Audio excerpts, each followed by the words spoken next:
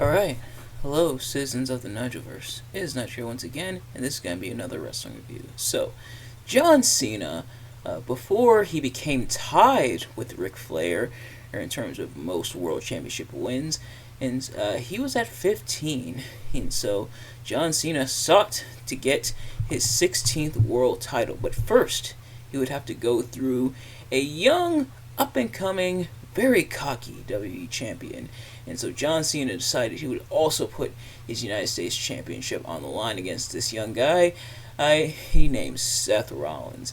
And so, what would happen when these two met at SummerSlam? I'm talking about how John Cena versus Seth Rollins at SummerSlam 2015. So, as always, I'm not a professional wrestling reviewer or analyst, just a man who enjoys a good time, which I definitely had with this match. A really solid match between the two, and actually a really awesome feud between these two. So these two have been feuding for a while throughout this year, including Seth Rollins breaking John Cena's nose. When they faced off on Raw, and they said it was a few weeks before this that John Cena actually had surgery for the nose, but when they faced off, Seth Rollins actually kneed John Cena in the face and broke his nose and actually disfigured it. So you've probably seen an image of John Cena's nose pretty much doing like a zigzag, like going this way and this way.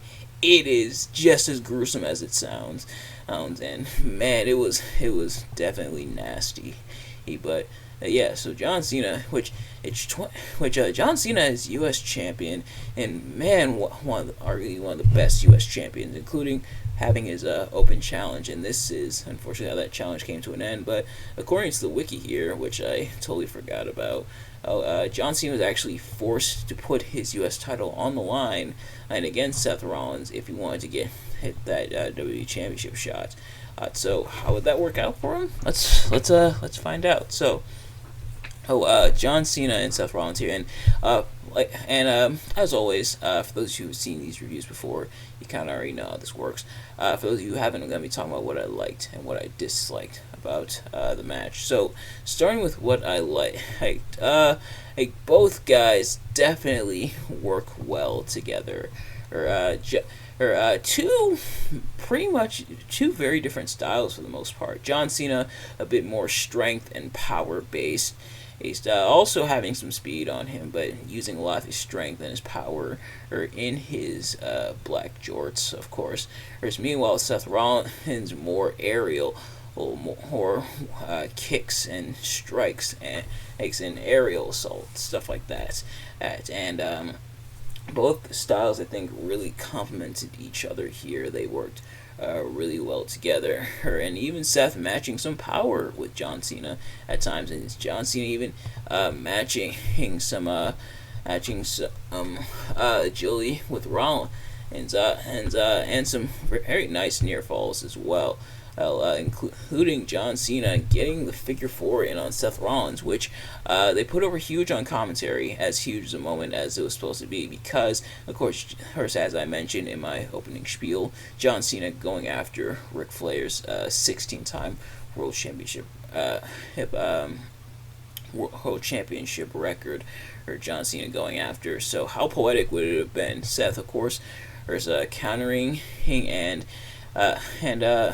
so both really good and working well against each other. The stories conveyed really well with Seth Rollins and really being more of coward. This is when he was the coward little whiner as the authorities golden child and trying to run away from Cena at points, but also getting quite a bit of offense in, and Cena giving quite a bit to Rollins, and then Cena able to mount comebacks and stuff like that, which is really cool to see. This one could really go either way, and they definitely did hype it up. And of course, we can't talk about this match without talking about that iconic, beautiful Seth Rollins gear. This was the debut of the white gear. So if you missed my Seth Rollins tier list video, go check it out. But I also mentioned how Seth Rollins' white and gold gear, probably a lot of people's favorite gear, and definitely mine as well. It is a beautiful gear, and you know it's beautiful when even commentary points out. Michael Cole like, wow, Seth Rollins showing up in this beautiful gear, and JBL saying, hey, when you're the WWE champion, you gotta dress nice, and that you do, Jay. That you do. That you do. And Seth Rollins definitely dressed to impress here, or with that beautiful white gear. Ooh, I wish he brought it back, at least for one night only, or at least like a variation of it. Now that he's the visionary and everything, but yeah, so really beautiful, really awesome gear. Her and goes along with a very awesome match as well, a very fantastic match against John Cena, and in terms of what I didn't really like about the match, some stuff I had to nitpick here. On one hand, and with this focus being on the World Championship, and I get it, the World Championship is like a major championship, and is the championship in WWE at the time. This was before they introduced the Universal Championship to be like the second World Championship, and this was after they combined the WWE and the World Heavyweight Championships. So it is touted as the big championship, and really one of the prizes that they're fighting for, or to the point where the other becomes kind of an afterthought. John Cena being U.S. champion. And they mention, obviously, the winner takes all aspect of it, but the United States Championship does kind of become pretty much like an afterthought in this match. It's all the focus on the WWE World Heavyweight Championship, and this is back when they were still calling it the WWE World Heavyweight Championship. Now, like I said, on one hand, I get it. Obviously, the WWE Championship is the championship. The United States Championship is like a mid-card title, obviously, but the WWE Championship is the World Championship in WWE. Obviously, that makes sense. So, of course, it's going to get higher billing, but to the point where the U.S. title, which does have its lineage, it has ups and downs in terms of importance, of course, but it does have its lineage to the point. But the U.S. title ultimately becomes kind of an afterthought in the match. And then there's the ending with Jon Stewart, who was the host of SummerSlam this year, and someone who had been feuding with Seth Rollins. And Jon Stewart had been feuding with Seth Rollins. They had their little mini feud going on, including Seth Rollins showing up on The Daily Show where Jon Stewart was and kind of assaulting him there, and them kind of going back and forth. So naturally, it's the perfect time for Jon Stewart to turn on John Cena, and he kind of telegraphed it at first. I think Cena, because Cena was still selling the knee, so Rollins did hit a knee on Cena in the match, which they put over on commentary. Oh no, not the knee. That's what broke Cena's nose last time, which right them to do, by the way. So Cena was selling that, and Jon Stewart came in with the chair. But you can tell what the spot was gonna be. The audience didn't really catch on until it actually happened, which is nice. The nice save there. But with him like kind of teasing, putting in Cena, and then teasing and going after Rollins. And I get the sense, and maybe this is just me reading too much into it. I get the sense that Cena was supposed to get up earlier, in order to take the chair shot to the ribs that Jon Stewart would ultimately deliver. But I think because Cena was still selling, he sold for a little too long, to the point where he wasn't quite ready. So Jon Stewart kind of had to stall a little bit. And you could tell him almost going to hit Cena, but then he would have blown the twist. Not the last time that a questionable turn after feud with the other person would happen at SummerSlam. If this year's any indicator of that, but it was kind of weird that Jon Stewart, having this feud with Seth Rollins, then just turns on Cena. They kind of tried to justify it afterwards with Jon Stewart saying, "Oh, Ric Flair's amount of title runs should be something that's preserved," and he didn't want John Cena to break it.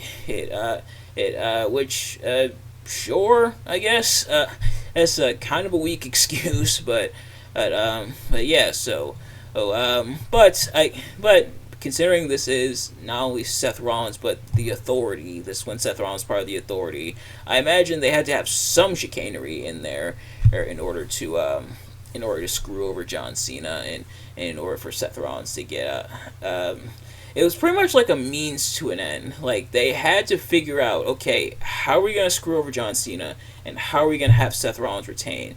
And so Jon Stewart hits John Cena with the chair, and then Seth Rollins pedigrees him on the chair. Yeah, this is when Seth Rollins didn't have the curb stomp anymore because it was considered dangerous. And I've heard conflicting stories about that, and whether they felt the move was kind of unsafe, or the fact that they didn't want kids picking up on it. Maybe the truth lies somewhere in the middle, but yeah. So Seth Rollins nailing the pedigree, which Seth Rollins' pedigree sadly was not great. It was okay, but not on the level of like Triple H. But yeah. So yeah. So well, it almost felt like a means to an end. They had to screw over John Cena somehow, and they had to get Seth Rollins to win somehow, and they had to figure it out who was essentially going to be the middleman to do that. And I guess Jon Stewart was up, but nevertheless, no, really. On one hand, I could kind of see it being like an interesting twist, but on the other hand, I think my thing is, if they hadn't been feuding up to this point, I think the twist probably would have worked a little bit better. Seth Rollins and Jon Stewart, that is. This twist worked a little bit better. But maybe that's just me. Let me know what you guys think. But yeah, that's going to do it for this match. And those don't really take away from the match that much, than the fact that Seth Rollins actually held the WWE Championship upside down. But it's whatever. Those don't really take away from the match. It's still a really awesome match, and I do recommend checking it out. But nevertheless, that's going to do it for this review. Thank you all so much for watching. I hope you enjoyed.